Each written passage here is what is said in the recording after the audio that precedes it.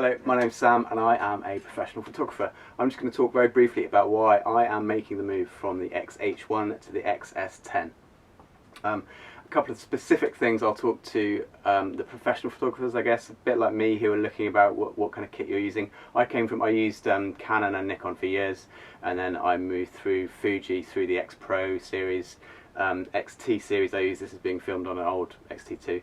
And I then started using the X-H1, which was brilliant, but I'm going to make the move to this. So first of all, I'll talk to the pros about some of the specifics, and then I just wanted to say a few things to if you're an amateur photographer and you're looking to get into Fuji or photography, or if you're a pro and don't love being a pro anymore, maybe let's talk about that a little bit.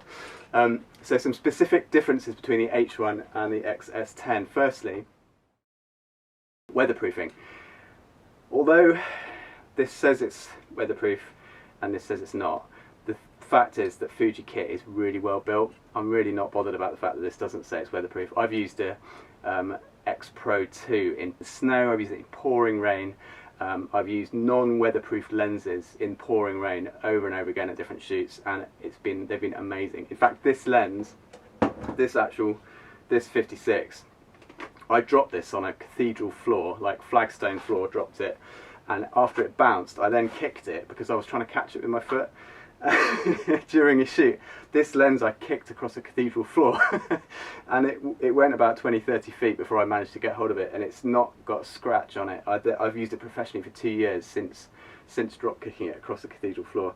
This thing I've used in the pouring rain. Fuji kit is well built. I've got no doubts about using this in the rain, using the X-S10 in the rain. I will be doing so. Command dials, first of all, yes, the command dials are different from the H1 to the X-S10, but frankly, as a hybrid shooter, even if I was just a still shooter, I'd still make the move.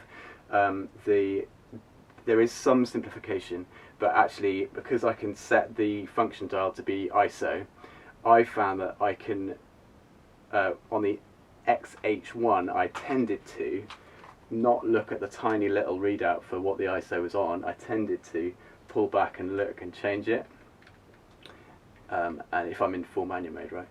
Whereas on the X-S10, I tend not to need to do that. If I'm in full manual, I would tend to keep looking through the viewfinder and be able to change ISO on the go, as well as all the other settings. So I found that a big advantage. Because I'm a hybrid shooter, I'm filming and stuff all the time, so to have custom slots that I can very quickly change modes into, and to be able to set filming up for aperture priority or shutter priority is fantastic. The fact that you can't change all the settings while you're filming on the H1 has been a disadvantage. You can change them while you're during filming on the X-S10, and the fact it's got zebras, for filming, it's just been a massive advantage. So that's, what's that cover? Command dials, I guess. I hope that Fuji will change the way that these are customizable in future. Even if they don't, frankly, it's not a deal breaker. Focus. This thing is it feels like it's a generation ahead in terms of focus, and it's such a relief to be able to use constant tracking for the first time. I've only ever used, up until now with the H1, I've only ever used single point focus, and I've sort of half clicked and done that. But this is the first time that I've actually used constant tracking, because it's making good decisions around faces, and you can just select different faces in a crowd. Brilliant piece of kit, this. So that's very positive for the X-H2 whenever that comes out, because I'm sure the focus tracker will be brilliant on that as well. It might not be able to do object tracking yet, but that's not, for the way that I work, that's not a big deal. Which kind of covers a little bit the D-pad issue. The joysticks on these two cameras feel different. I was a bit worried about the fact there would be no D-pad on this, but actually, having used it, I think this joystick does work. It is quick, particularly when coupled with touchscreen and stuff. I think it's not a problem. EVF. Have I talked about EVF? Basically, I can't tell the difference. I mean, you can just about tell the difference. The field of view is slightly different. It is slightly better on the X-H1, but it's not as much of a big deal as the tracking thing. So the X-S10 is way ahead overall. Dual card slots. I mean, I only tended to use video on one or RAW on one and then JPEG on the other. with dual card slots, I tended not to use backup, even for wedding shoots, even for, I did a shoot in the House of Lords. I was lucky enough to do a shoot with members of the royal family. I've done some, it doesn't mean I'm a good photographer, it just means that I'm privileged enough to have been invited into some interesting places. But I tend not to work with backup, even for kind of events like that. I tend to use the different slots for different types of stuff, because I think that part of, this is where we get onto a more philosophical point, but part of pro photography should be that we should allow some risk. Now I know that there'll be a lot of pros who work very differently and need to get rid of as much risk as possible. Considering the history of how long dual card slots have been around, which is not really that long, you know, 20, 30 years ago, the camera that you know, went to space was this one. The camera that kind of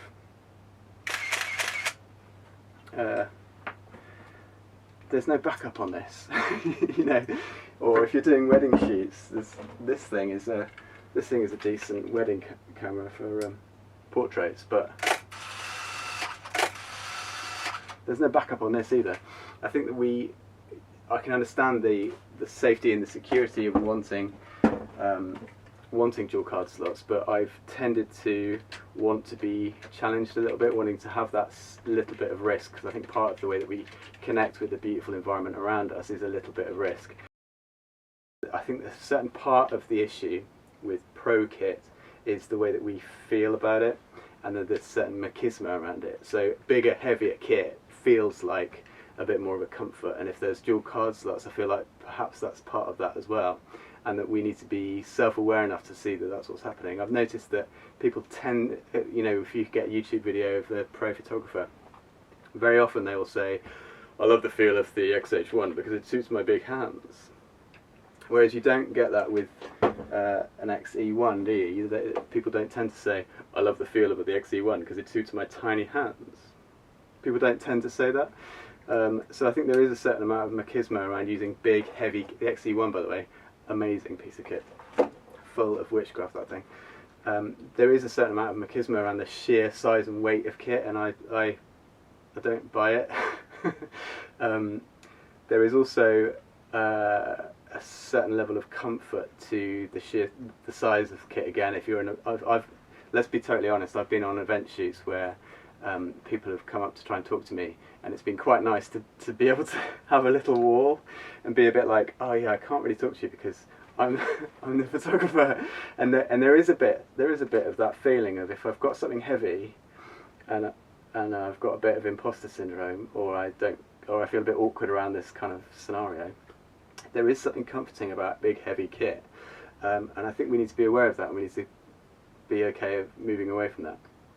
I also found that I've done a shoot, when I did a shoot with some members of the royal family, and found that there was, in the room was me, and there was, apart from the members of the royal family, there was me and a photographer from Reuters, and he had a Nikon DSLR, and this is a film one, but it makes the same sound, so he was going like this, and I thought that the event was a bit of a difficult situation, so I put my camera on electronic shutter and was shooting silently, so I was going like this, and the guy from Reuters got sent out of the room, and I think that what I'm saying is, I think our choice of kit shouldn't be led by what everyone else is doing. It shouldn't be led by what's the most comforting, noisy, heavy, big piece of kit that we should be using.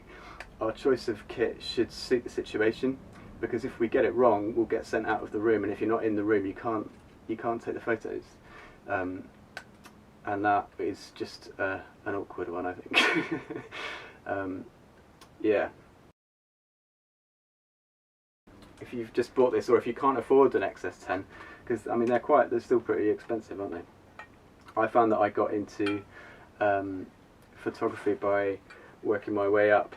So I started with a very cheap Canon EOS, and I won a film festival with an EOS, with an EOS 80D, which you can get quite cheap now. And I had one lens for it, which was the 50mm It's like £100 lens, so you don't need all this kit. Don't need it. As you do more and more, as I did more and more work, I found that better kit made my job a bit easier. And one thing I found the H1 was really good at was it was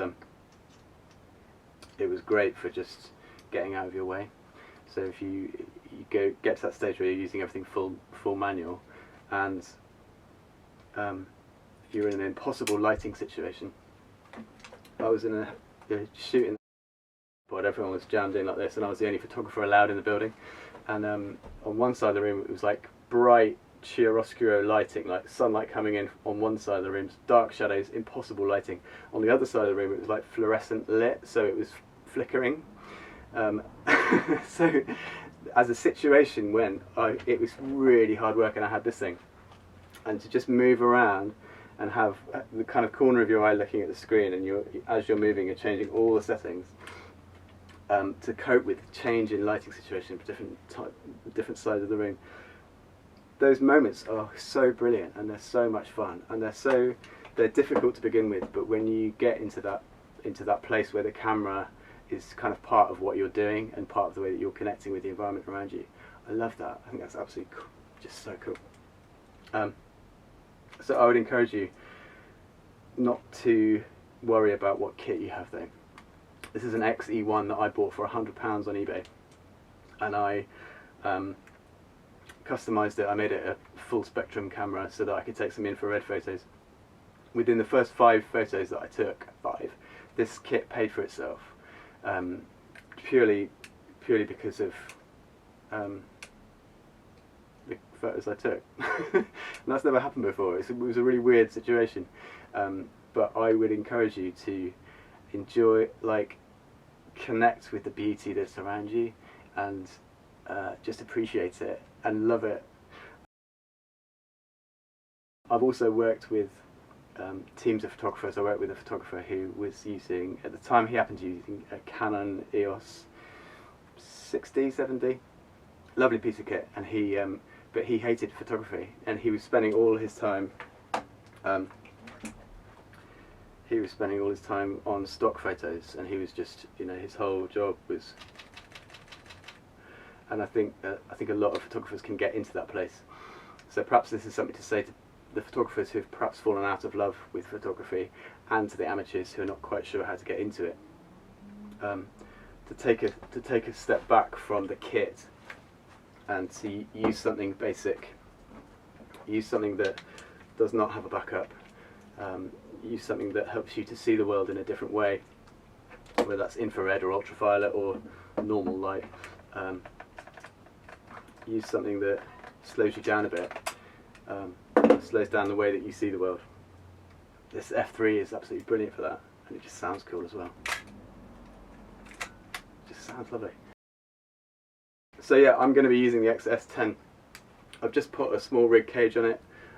I just prefer the feel of it with a cage on. It's just colder, and it's easier to kind of grip it in weird different ways and bolt stuff onto it. I will be using the X-S10 not least because it doesn't weigh very much, and that suits me, suits my tiny hands. That's not the reason. Yeah, so I'm selling an X-H1 if anyone wants to buy it.